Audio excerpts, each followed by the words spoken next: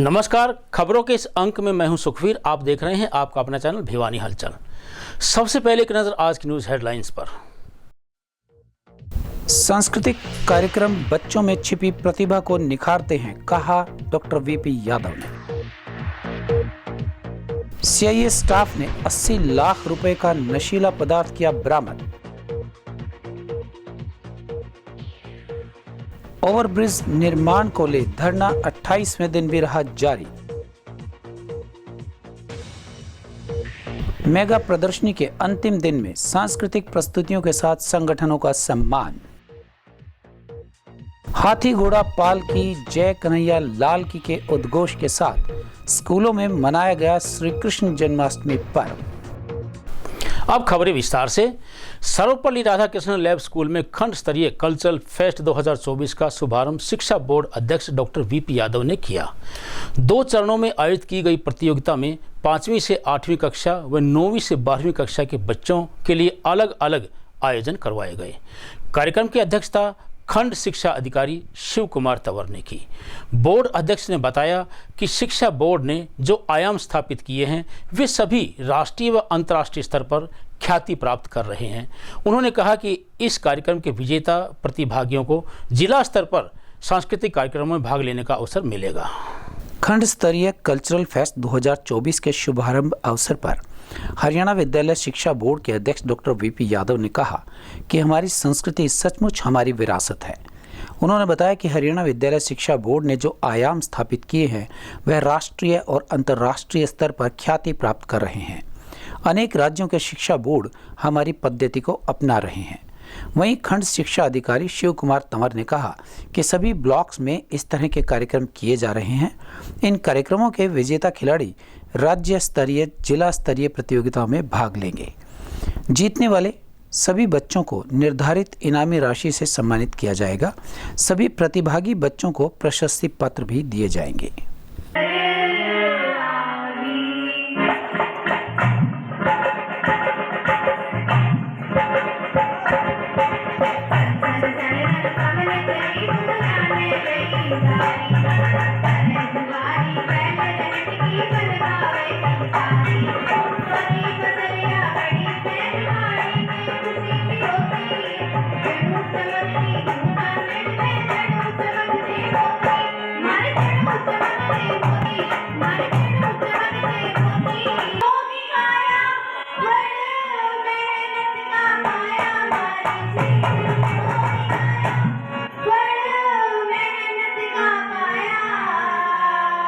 जैसा कि आपने देखा है, आज कल्चरल फेस्ट 2024 ब्लॉक लेवल का प्रोग्राम जो है वो एसआरएस स्कूल में यहाँ जो बोर्ड ऑफ स्कूल एजुकेशन प्रांगण में चल रहा है और इसमें सभी 5वीं से और 12वीं तक के बच्चे जो हैं पार्टिसिपेट कर रहे हैं। 2 ग्रुप हैं, एक 5वीं से 8वीं तक का और दूसरा 9th से 12th तक का।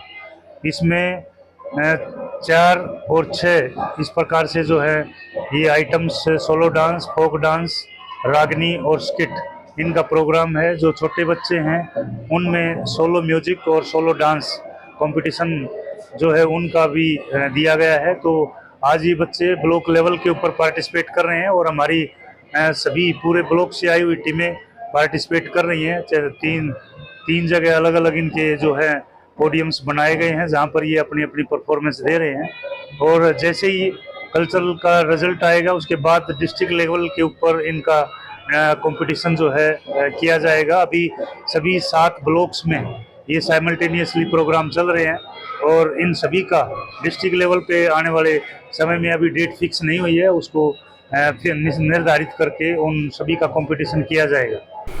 नशीले पदार्थों की सप्लाई करने वाले गिरोह के 4 सदस्यों को पुलिस ने काबू किया है। इस बारे में सीआईए 2 स्टाफ के इंचार्ज निरीक्षक रविंद्र कुमार ने बताया कि आरोपियों से 80 लाख रुपए की कीमत का 442 किलो 890 ग्राम गांजा पत्ती बरामद किया गया है। आरोपियों से तस्करी में प्रयोग की गई पिकअप व डिजायर गाड़ी को भी पुलिस ने अपने कब्जे में ले लिया है। वहीं उन्होंने कहा कि चारों आरोपियों को गुप्त सूचना के आधार पर मुंढाल से गिरफ्तार किया गया है। सीआईए स्टाफ 2 भिवानी की टीम ने जिले में मादक पदार्थ सप्लाई करने वाले गिरोह के 4 सदस्यों को 80 लाख रुपए के गांजा के साथ गिरफ्तार करने में सफलता हासिल की। सीआईए स्टाफ 2 भिवानी के इंचार्ज निरीक्षक रविंद्र कुमार ने बताया कि उप निरीक्षक राजेश कुमार अपनी टीम के साथ नाकाबंदी duty Rohtak Hisar highway bus stand Mundal पर मौजूद थे। पुलिस टीम को विश्वसनीय सूत्रों से सूचना प्राप्त हुई कि कुछ व्यक्ति 2 गाड़ियों में भारी मात्रा में मादक पदार्थ लेकर रोहतक की तरफ से हिसार लेकर जाएंगे। पुलिस टीम द्वारा मुंडाल से 4 आरोपियों को मादक पदार्थ गांजा के साथ गिरफ्तार करने में सफलता हासिल की गई। पुलिस ने गाड़ी में भरी 442 किलो 890 ग्राम गांजा पत्ती को बरामद किया। उन्होंने बताया कि आरोपी स्विफ्ट गाड़ी में पीछे मादक पदार्थ लेकर चल रही पिकअप डाला गाड़ी के पायलट का कार्य करते हैं। आरोपियों ने पुलिस से बचने के लिए पिकअप डाला में प्लास्टिक का सामान के नीचे मादक पदार्थ को छुपाया हुआ था।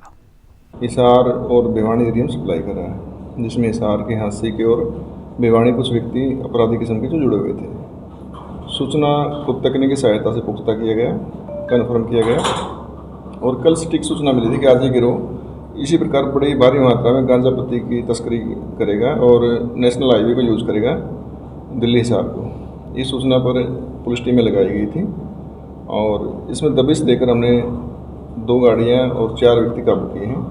जब पिकअप गाड़ी तलाशी ली गई तो उसमें गुप्त तौर पर छिपाकर जो प्लास्टिक के ट्रे हैं, कपड़े हैं, बच्चों के खिलौने हैं, उनमें छिपा कर रखे गए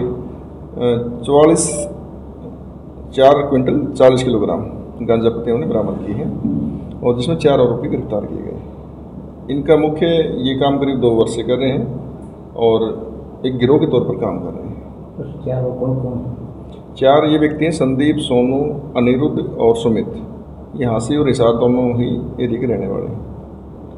ये अभी बता रहे हैं फौरी तौर पर सांपला एरिया से लेके आए थे। इसकी कुछ मात्रा भिवानी में उतारनी थी इनको, मुंडाल से होते हुए भिवानी और फिर इसको हिसार जाना था। इनका रूट लगभग ये बताया है उन्होंने, जो अभी तक प्रारंभिक पूछताछ हुई उसमें। बिल्कुल एक कामयाबी है और एक नशा तस्करों पर भारी चोट है। जो नशे का जो व्यापार कर रहे हैं उनको रोकथाम के लिए पुलिस का अच्छा प्रयास है। वहीं सीआईए स्टाफ 2 भिवानी ने बिधवान निवासी जय कुमार हत्या मामले में 15वें आरोपी को गिरफ्तार किया। आरोपी को न्यायालय में पेश कर 1 दिन के पुलिस रिमांड पर हासिल किया। रेल अंडरपास महापंचायत व सुधार समिति के संयुक्त तत्वावधान में जीतूवाला रेलवे फाटक पर ओवरब्रिज निर्माण में तेजी लाने की मांग को लेकर धरना 28वें दिन में प्रवेश कर गया। धरने की अध्यक्षता करते हुए प्रधान संदीप यादव ने बताया कि 5 अगस्त को सीवरेज लाइन शिफ्टिंग करने के टेंडर ओपन हो गए थे, लेकिन अधिकारियों की लापरवाही के कारण कागजी कार्यवाही पूरी नहीं हो सकी, जिसके कारण सीवरेज लाइन शिफ्टिंग का कार्य लंबित पड़ा है और पीडब्ल्यूडी विभाग के द्वारा इस कार्य को पिछले 3 वर्षों से लटकाया जा रहा है। उन्होंने उपायुक्त और चीफ इंजीनियर से ओवरब्रिज निर्माण कार्य में तेजी लाने व देरी करने की जांच का अनुरोध किया। रेल अंडरपास महापंचायत सुधार समिति RWA के संयुक्त तत्वावधान में अनिश्चितकालीन धरना शनिवार को 28वें दिन भी जारी रहा। धरने की अध्यक्षता युवा प्रधान संदीप यादव ने की। संचालन कमेटी के सदस्य बलजीत सिंह गिल रिटायर्ड SDO ने कहा कि जन स्वास्थ्य विभाग शुरू से ही ओवरब्रिज निर्माण कार्य में रुकावट डाल रहा है। 5 अगस्त को सीवरेज लाइन शिफ्टिंग कार्य के टेंडर ओपन हो गए थे तथा 16 अगस्त को आचार संहिता लागू होने से पहले वर्क ऑर्डर दिए जाने चाहिए थे, मगर कार्यकारी अभियंता ने जानबूझकर कागजी कार्यवाही पूरी नहीं की। उन्होंने आरोप लगाया कि जीतूवाला ओवरब्रिज निर्माण कार्य में देरी के लिए जन स्वास्थ्य विभाग जिम्मेदार है, जिसके चलते पिछले 4 वर्षों से निर्माण कार्य में चलते काली माई मंदिर, जीतूवाला कॉलोनी, लकड़ी मंडी कॉलोनी में पीने के पानी की लाइन हटी हुई है और लोगों को पानी उपलब्ध नहीं हो पा रहा है। इस मौके पर महापंचायत संरक्षक रोहतास वर्मा ने कहा कि महापंचायत पुल निर्माण में देरी व भ्रष्टाचार की जांच करवाने की मांग करती है। जांच में पुल निर्माण में देरी और जनता को परेशानी करने वाले दोषी अधिकारियों को तुरंत प्रभाव से निलंबित करना चाहिए। और आज हमारा धरने का 28वां दिन चल रहा है, जिसके प्रति आज तक प्रशासन ने हमारी इस तरफ बिल्कुल भी ध्यान नहीं दिया है। हमने 28 दिन तक सभी पार्टी, सभी शहर के मौजूद आदमी, गांव के जितने भी इस रोड पे गांव लगते हैं उन सभी गांवों ने हमारा पूरा समर्थन किया है, लेकिन प्रशासन के आज तक कोई भी कान पे जू तक नहीं रेंगी, जबकि प्रशासन को 5 तारीख को इसका टेंडर भी छूट चुका, वर्क ऑर्डर भी हो चुका है, लेकिन डीसी साहब ने भी अपनी मीटिंग ले चुका है, बीडब्ल्यूडी एंड बीएनआर को भी इस चीज़ के बारे में पूरा बता चुके हैं, लेकिन कार्य के अंदर अभी तक कोई भी किसी ने भी आके इस धरने पे ये नहीं कहा कि भाई हम जब काम चालू करेंगे। से धरना चला रखा है जी, पुल का काम रुका हुआ है और सरकार इस ऊपर कोई ध्यान नहीं दे रही और प्रशासन भी नहीं दे रहा, और 3-4 साल से ये काम लगभग रुका हुआ है। अब इलेक्शन का भी वक्त आ गया है, हम सरकार को वोट की चोट मार के उसका नुकसान करेंगे ज़्यादा से ज़्यादा, और प्रशासन के खिलाफ भी आवाज़ उठाएंगे, और अब की बार पूरा सरकार का विरोध होगा हमारे इस हलके की तरफ। मेरा नाम शिव कुमार गोठवाल है, मैं पार्षद वार्ड नंबर 19 से लाइन पार क्षेत्र से पार्षद हूँ, और ये लाइन पार क्षेत्र में कम से कम 60,000 की आबादी है, और ये आज 28वां दिन हो गया यहाँ धरने पे बैठे हैं लोग। प्रशासन को भी पता है, सरकार को भी पता है, लगभग सभी लाइन पार क्षेत्र के लोगों को पता है कि हम यहाँ किस लिए बैठे हैं, क्योंकि ये जो पुल जो बन रहा है भवन सी, ये 4 साल से काम चला हुआ है। इसकी सुनवाई के लिए जगह जगह घूम लिए हैं, अभी तक इसका कोई सुनने वाला नहीं है। लाइन पार के 70 लोग इसलिए आज बैठे हैं, इसकी जल्दी बनवाने के लिए। जल्दी बनवाने का काम ये था कि हम इसको स्पीड से बनवाएं, 1.5-2 साल से काम बंद है, मगर सरकार ने और यहाँ के एमपी ने और सांसद ने, एमएलए ने हमारी कोई सुनवाई नहीं करी। एक हमें मिट्टी गोली दे दी कि टेंडर खुल गया है। टेंडर खुले 5 तारीख को खुला था, आज 16 तारीख को 4 सितंबर की थी, इन्होंने वर्क ऑर्डर नहीं दिया। हम चाहते हैं कि हमारी आवाज इन्होंने नहीं सुनी, इस बार हम सरकार की आवाज नहीं सुनेंगे। लाइन पार क्षेत्र में पूरा विरोध है सरकार का, और ये जब तक हम ये धरना समाप्त नहीं करेंगे जब तक हमारा काम चालू नहीं हो जाएगा। एक निजी रिसोर्ट में आयोजित मेगा प्रदर्शनी के समापन अवसर पर डॉक्टर सुदेश वोरा ने प्रदर्शनी के नवाचार, उद्यमिता और विभिन्न तकनीकी ज्ञान की सराहना की। वहीं इस अवसर पर बच्चों के द्वारा डांस और गायन की प्रस्तुतियां दी गई। मुख्य अतिथि ने कहा कि इस तरह के कार्यक्रम से बच्चों को तकनीकी ज्ञान और उद्यमिता की दिशा में आगे बढ़ने का अवसर प्राप्त होता है और उन्हें अपनी प्रतिभा निखारने का एक मंच भी मिलता है। भिवानी के एक निजी रिजॉर्ट में आयोजित मेगा प्रदर्शनी का समापन सांस्कृतिक कार्यक्रमों की प्रस्तुति और सम्मान समारोह के साथ हुआ। प्रदर्शनी के अंतिम दिन बच्चों ने डांस और गायन की शानदार प्रस्तुतियां दी। सांस्कृतिक कार्यक्रमों के साथ ही यह प्रदर्शनी नवाचार, उद्यमिता और विविध क्षेत्रों में तकनीकी जानकारी के प्रचार प्रसार का एक प्रमुख मंच बनी रही। मुख्य अतिथि डॉक्टर सुदेश वोहरा ने बच्चों के नवाचार और सांस्कृतिक प्रस्तुतियों की सराहना करते हुए कहा, यह प्रदर्शनी बच्चों को न केवल तकनीकी ज्ञान और उद्यमिता की दिशा में आगे बढ़ने का अवसर प्रदान करती है, बल्कि उनकी सांस्कृतिक प्रतिभा को भी निखारने का मंच है। प्रदर्शनी के सफल आयोजन और योगदान के लिए सभी प्रमुख संगठनों को सम्मानित किया गया। चलेंगे हम एक प्रतिज्ञा लेकर, चलेंगे हम एक नई दिशा की ओर। Thank you. हम लोग भारतीय भूवैज्ञानिक सर्वेक्षण से आए हैं। हमारा 1851 का से एस्टैब्लिश्ड ऑर्गेनाइजेशन है। बेसिकली हम लोग मैपिंग वगैरह का काम करते हैं, डिस्कवरीज करते हैं। जितने भी आप आज की तारीख में माइंस वगैरह देख रहे हैं उसमें जीएसआई के भूवैज्ञानिकों का कहीं ना कहीं योगदान ज़रूर रहा है। यहाँ पर ये जो हम लोगों ने स्टॉल लगाया है इसमें हम लोग अपने सैंपल्स लेके आए हैं, रॉक्स लेके आए, मिनरल्स लेके आए, फॉसिल्स लेके आए, और उसके थ्रू जो आम जनता है, जो स्टूडेंट्स हैं, उनको भारतीय भूवैज्ञानिक सर्वेक्षण के बारे में प्लस भूगर्भ शास्त्र के बारे में हम लोग इन्फॉर्मेशन दे रहे हैं। ये प्योरली एजुकेशन के पॉइंट ऑफ व्यू से है। लोग रिप्रेजेंट कर रहा है advance weapon and equipment India limited. हमारा हेडक्वार्टर सिचुएटेड है कानपुर में। Advance weapon and equipment India limited ये पहले जो ऑर्डिनेंस फैक्ट्री था वहीं से कट आउट होके बना है। इसके अंदर में इतना सारे फैक्ट्रीज है। राइफल फैक्ट्री ईशापुर जो वेस्ट बंगाल में है, small arms factory Kanpur, ordnance factory Tiruchirappalli, ordnance factory project Korba, gun and shell factory Kashipur, field gun factory Kanpur, ordnance factory Kanpur, gun and shell factory Jabalpur, और हमारा एक ट्रेनिंग सेंटर भी होता है, वो है academy of weapon technology and management. हम लोग बेसिकली स्मॉल आर्म्स सिस्टम बनाते हैं। ये स्मॉल आर्म्स में कुछ नमूना हम यहाँ पर लाए हैं जो नया डेवलप किया गया है इंडिया में। गवर्नमेंट सेटअप में ओनली हम ही लोगों ने डेवलप किया है। इसको बोलता है इंटू 70 mm स्नाइपर राइफल। इसका रेंज है 1500 मीटर। ओके, यानी कि 1.5 किलोमीटर तक ये एक्यूरेटली फायर कर सकते हैं। हम लोग BIS की तरफ से bureau of Indian standards, India का नेशनल स्टैंडर्ड्स बॉडी है जो स्टैंडर्ड्स फॉर्मुलेट करता है एंड सर्टिफिकेशन करता है। तो हम लोगों ने प्रतिज्ञा इवेंट में पार्टिसिपेट किया है। डिफरेंट प्रोडक्ट्स है जिसको गवर्नमेंट मैंडेटरी सर्टिफिकेशन में लाती है। गैस स्टोव है, कुकर है, पैकेज ड्रिंकिंग वाटर है, टॉयज है, ऐसे कुछ प्रोडक्ट्स है। इसके लिए हम लोग जागरूकता फैला रहे हैं कि सभी लोगों को पता चले कि कौन से प्रोडक्ट्स मैंडेटरी में है, कौन से वॉलंटरी में है, कैसे किसी भी ISI मार्क का प्रोडक्ट के जेन्युइननेस को चेक करना है BIS के रैप के थ्रू। गोल्ड ज्वेलरी में जो मार्किंग होता है HUID, उसको कैसे चेक करना है BIS के रैप के थ्रू। किसी भी सामान को खरीदना है कैसे सतर्क रहना है, और स्टैंडर्ड्स प्रमोशन हम लोग क्या क्या कर रहे हैं स्टेट गवर्नमेंट के साथ, स्कूल्स में कॉलेज में क्या क्या एक्टिविटीज़ कर रहे हैं, इसके प्रति हम लोग जागरूकता फैला रहे हैं। दर्शकों, हमें बहुत अच्छा लगा है कि आप हमारी एग्जीबिशन में आए हैं प्रतिज्ञा 2024, जो कि 3 दिन की थी, 22 से लेकर 24 तक। और आज का हमारा आखिरी दिन था जहां डॉक्टर सुदेश बोरा जी आई थी, जो कि हेड हैं बोरा हॉस्पिटल की।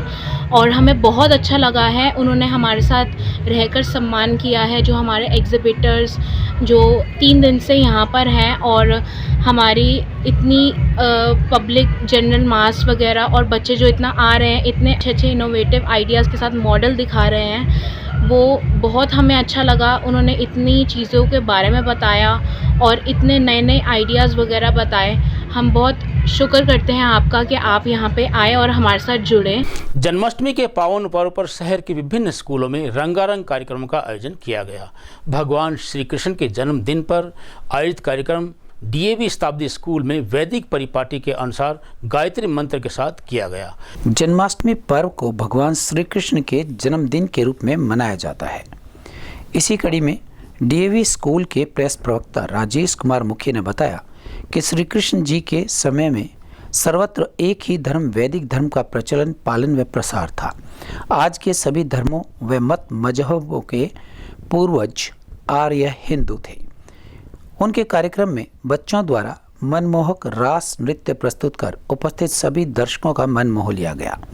दही हांडी प्रतियोगिता में सभी बाल गोविंदाओं ने भाग लिया। प्रीत की डोर माखन चोर नंद किशोर, बांधी जिसने प्रीत की डोर, हरे कृष्ण हरे मुरारी, पूछती जिन्हें दुनिया सारी। मंद मंद मुस्कान लिए, मंद मंद मुस्कान लिए, जन्मे देव की लाल, मथुरा में जन्मे और पहुँचे गोकुल नंद के धाम। माँ यशोदा हर्षित निहारे, सुंदर बाल गोपाल। में हम जन्माष्टमी का प्रोग्राम सेलिब्रेट कर रहे हैं। हमारे नन्हे मुन्ने बच्चे जो हैं वो कृष्ण और राधा की पोशाक में आए हैं, और DAV का पूरा प्रांगण ऐसे लग रहा है जैसे वृंदावन का प्रांगण हो। और इस तरह के आयोजन हम करते रहते हैं ताकि बच्चों को हम अपनी संस्कृति से जोड़ के रख सकें, और उनको पता हो कि ये जो सारे फेस्टिवल मनाए जाते हैं वो किस लिए मनाए जाते हैं, ताकि वो हमारे जो संस्कृति है उसी से जुड़े रहें। बच्चे इससे बहुत कुछ सीख पाएंगे। उनको पता चलेगा कि जन्माष्टमी क्यों मनाई जाती है, और वो इस तरह से जुड़े रहेंगे, और घर में भी जाके और लोगों को भी अवेयर करेंगे कि इस तरह के आयोजन क्यों किए जाते हैं, क्यों जन्माष्टमी को मनाया जाता है। जब आज के दौर में बच्चों को थोड़ा इस बात से वो दूर होते जा रहे हैं, सोशल मीडिया के कारण दूर हो रहे हैं, उनको पता ही नहीं है हमारे फेस्टिवल क्यों मनाए जाते हैं। तो स्कूल में हमारा इसको मनाने का पर्पज़ यही है कि इनको बताया जा सके कि इस तरह के प्रोग्राम किस तरह क्यों किए जाते हैं। लिटिल हार्ट पब्लिक स्कूल के छोटे छोटे बच्चों ने राधा कृष्ण के रूप में झूमकर बंसी बजाते हुए, माखन चुराते हुए उत्कृष्ट प्रस्तुति दी। वहीं शिवनगर स्थित लिटिल हार्ट्स कॉन्वेंट स्कूल में अनोखी छटा देखने को मिली।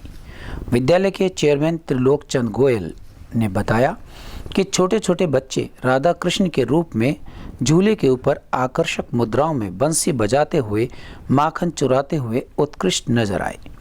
MD पवन गोयल व भावना गोयल ने बताया कि ऐसा नज़ारा तो मथुरा वृंदावन में ही नज़र आ सकता है, जो विद्यालय के प्रांगण में बाल गोपालों, राधा कृष्ण, गोपी ग्वालों के रूप में नजर आया। हर तरफ हाथी घोड़ा पालकी, जय कन्हैया लाल की गूंज सुनाई दे रही थी। सभी को वैर भाव भूलकर समाज में भाईचारे की भावना को बढ़ाना चाहिए।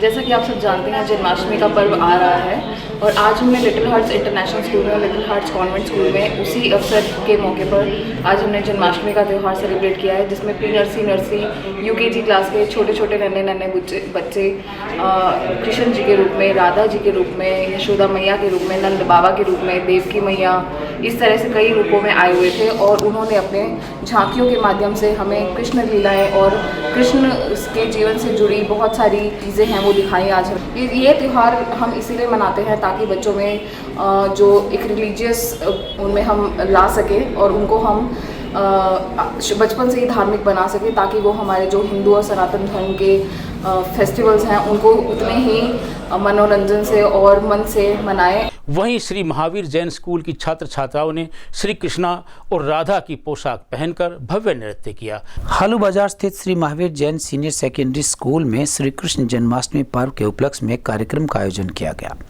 इस मौके पर छात्र छात्राओं ने श्री कृष्ण व राधा की पोशाक पहनकर भक्ति गीतों पर नृत्य किया। इसके अलावा अनेक सांस्कृतिक कार्यक्रमों की प्रस्तुतियां देकर छात्रों ने दर्शकों का मन मोह लिया। घोसियान चौक पर केआर पब्लिक स्कूल के बच्चों ने भगवान कृष्ण के जन्मदिन पर मैया यशोदा और कान्हा की गीतों की मनमोहक प्रस्तुति दी। इस अवसर पर इन विद्यालयों के संचालकों ने बच्चों की प्रस्तुतियों पर उन्हें पुरस्कार देकर सम्मानित किया। घोसियान चौक स्थित केआर पब्लिक स्कूल में छात्र छात्राओं ने भगवान श्री कृष्ण एवं राधा की पोशाक पहनकर मैया यशोदा, कृष्णा आदि गानों पर मनमोहक नृत्य कर आगंतुकों का मन मोह लिया। चेयरमैन हीरालाल अग्रवाल व रोशन लाल ने सभी बच्चों के इस कार्यक्रम की सराहना की और उन्हें बधाई दी।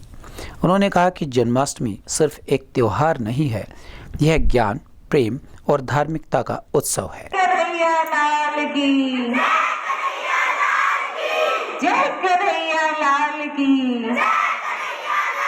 मैं महावीर जैन स्कूल की प्रिंसिपल श्रीमती पुष्पा शर्मा। आज हमने हमारे विद्यालय में जन्माष्टमी महोत्सव मनाया। इसमें बच्चों ने बढ़ चढ़कर भाग लिया।